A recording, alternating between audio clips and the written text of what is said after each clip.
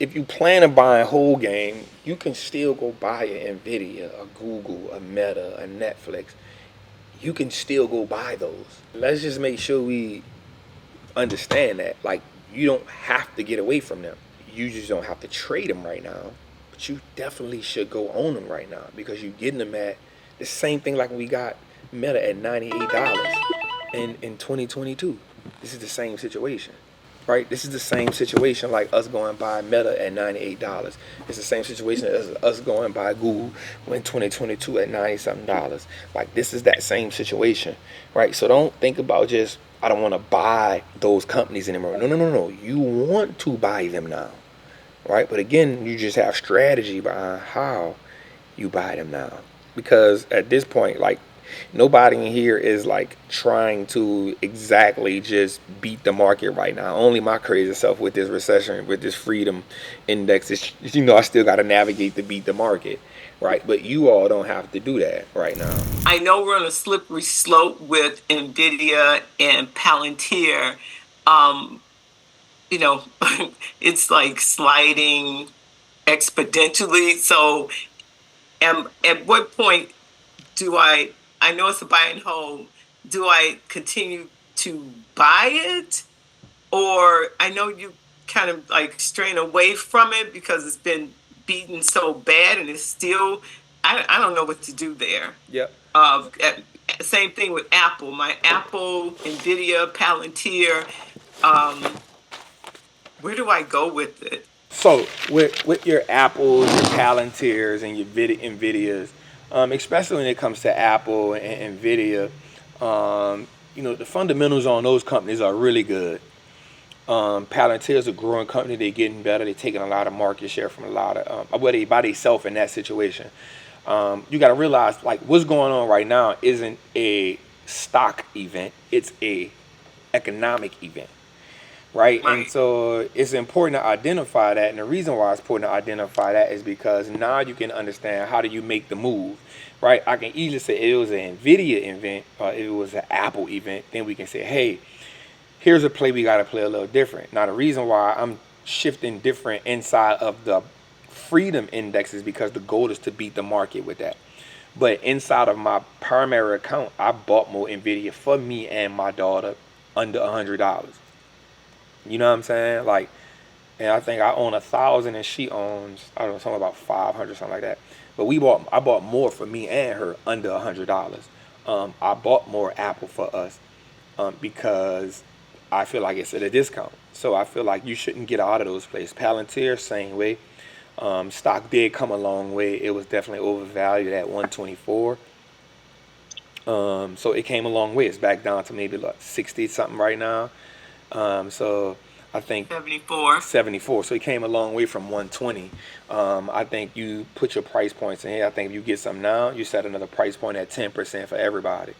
You know what I'm saying? And then if you get it at 10%, you set another price point at 15%. You know what I'm saying? So you set those price points and play from there. So you say, okay, if I bought Apple right here, what's 10% from now? If I bought Nvidia right here at whatever it's at, what's 10% from here? If I bought Palantir right now, what's 10% from there? And if it hits those 10% marks, you say, hey, I'll buy Apple next at 15%, 15%, 15%. So now that becomes the buying points where you say, this is where I buy them at. You know what I'm saying? And so that's how you play the call. So I should buy some more instead of. But then be strategic with how you buy. Don't just be buy. You said if I buy it right here on this Good Friday, if I buy it right here, my next time buying it would be 10% from here.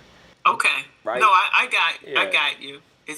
It's just hard to watch. I know you calm the water with that all the time with us, and I appreciate it. Yeah. And these times gonna be painful, man. Like these times, because we spoiled, right? We love the market to run up. You know what I'm saying? That's what we here for. Like hey, run up, make me some money. You know what I'm saying? Like, but at the same time, we gotta remember, markets go up and down, right? And sometimes the downs last a little longer than we like, and they're uncomfortable. But they put us in position to be really well on the backside of it. And if we keep that mindset and we keep that mentality, we be all right. Okay. I appreciate it, and I Appreciate appreciate you. Thank you. What's cracking, Charles? I appreciate you, by the way, man. That triple beam, bro, that really worked wonders for me, man. I came into the group not really wanting nobody to fish for me because I've been studying and following y'all since Halloween, bro. And so I kind of wanted to jump in with some skin in the game. My question is, I was using a beam, bro, on some Starbucks plays that I kind of wanted for some buy and hold. I did some buy and hold for my daughters with SCHD, some Charles Schwab stuff, right? And so the buy and holds I used the beam on to get a good entry point on, but now with the tariffs and stuff, it's kind of knocking everything down. So I want to see if I'm still in a good position with where I am on those buy holds, or if maybe I need to consider pivoting or maybe supplementing some puts, because I do have puts where I do like a daily kind of get my money on, get in and out type of hustle, but I don't want to do that with my buy and hold. So first of all, man, I appreciate you for locking in. If you, especially if you use the triple beam, it puts you at a good position to get those buying holes. That's what it's literally for. It's a discount cash flow formula, and it's what I basically base the lottery picks off. What I will say is, you don't have to. You can get a position if you want to right here. Like, I'm not against nobody right now getting a great company at a position right now. If we talking buy and hold, because almost everything is it's close to discount. It's off the highs for sure. Everything is almost everything is right now at least 20% from its high. Solid companies, you know what I'm saying? So at that point, you can't ask for nothing sweeter than that. I think what you do at this point is you don't go all in on getting a place. So if you would say, Trap, I was going to get 10 shares, well, get 2 right here. You know what I'm saying? And then see what it does. You know what I'm saying? Like, I don't think you have to wait till the market bottoms out, because there's no such thing as knowing when the market going to bottom out. And the last thing I want you to do is miss a position that you already had in mind because we was waiting for the market to bottom out. I don't want us to do that. I don't want us to. There's only one man that has ever called the bottom, and that was the guy that called the bottom. I forgot his name. He passed away not long ago, but he called the bottom of the financial crisis. He said, "Yo, this is the bottom." No one has ever done that. He's the only person ever done that. The market went up the next day. You know what I'm saying? The market went up the next day. Other than that, Warren Buffett is the GOAT, but he ain't never called the bottom because you don't try. You just try to put the GOAT. The best thing we can always do is position ourselves. And I'll be honest with you, there will be a part where in this group where you'll see me go back to technology plays, right? And you'll be like, Trap, like, why? Right now. And the play may not even, the play may take a week or two to take off.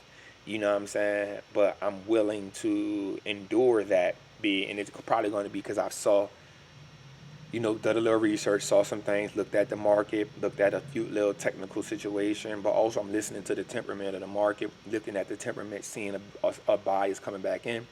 So there will be a situation here where you'll see me switch and you'll be like, damn, Trap got an Apple call? Damn, Trap went got a, you know what I'm saying? And that'll be it. So home improvement sector, like Home Depot, why were they able to withstand this? Like, what about those companies and sectors, enable them to withstand this? And also, is this a Dollar Tree, Dollar General kind of environment? Like, would those kinds of companies be bullish in this type of environment?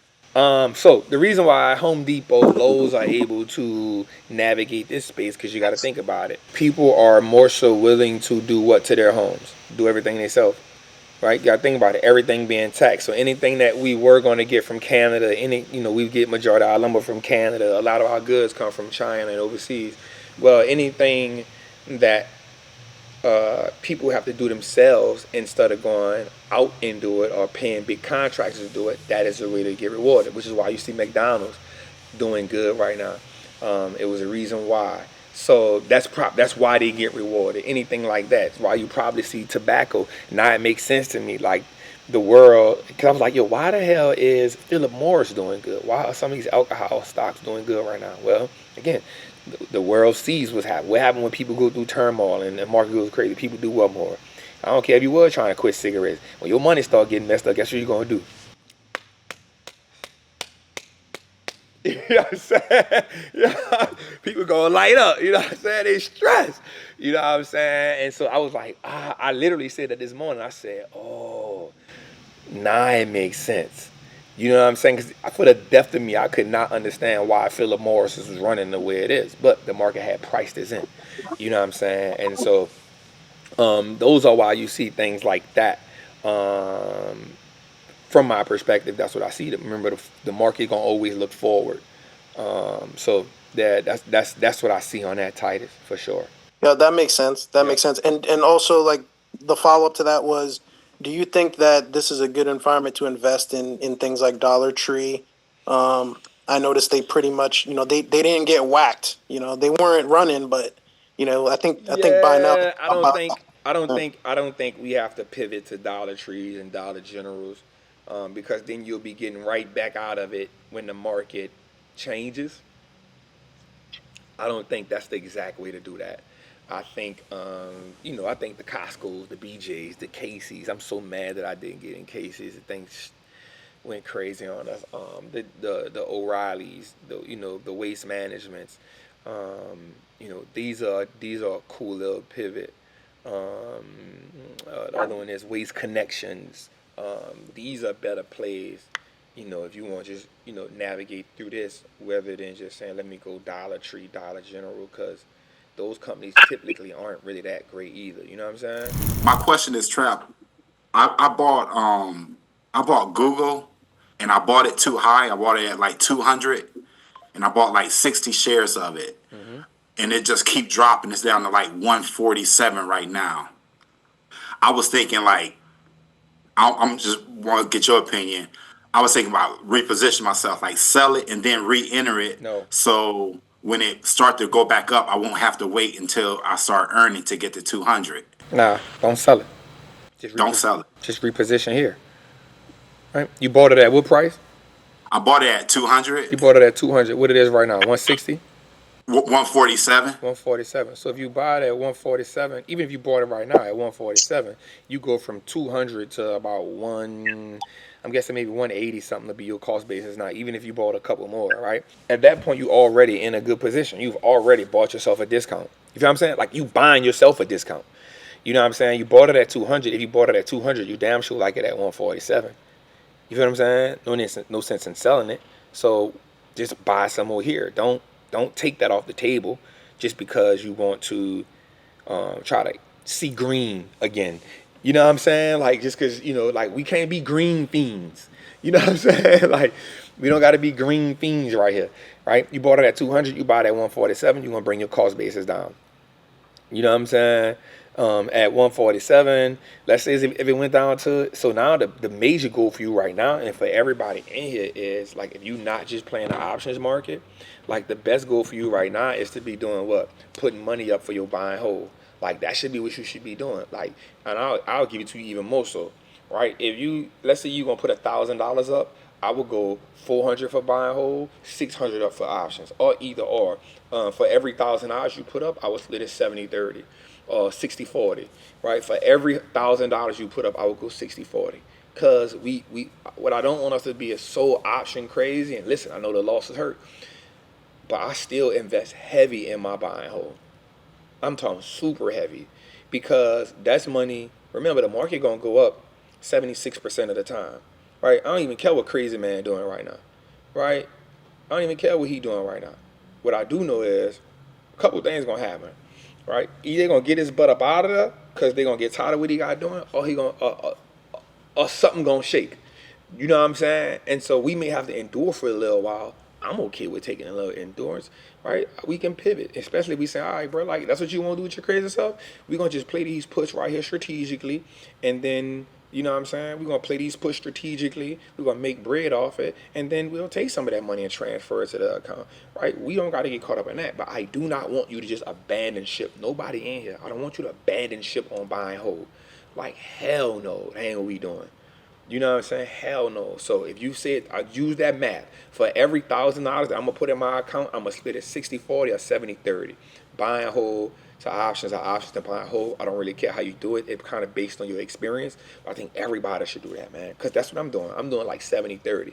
For every 10, 15,000 I put in mine, I split it. For me and my daughter. That's what I do.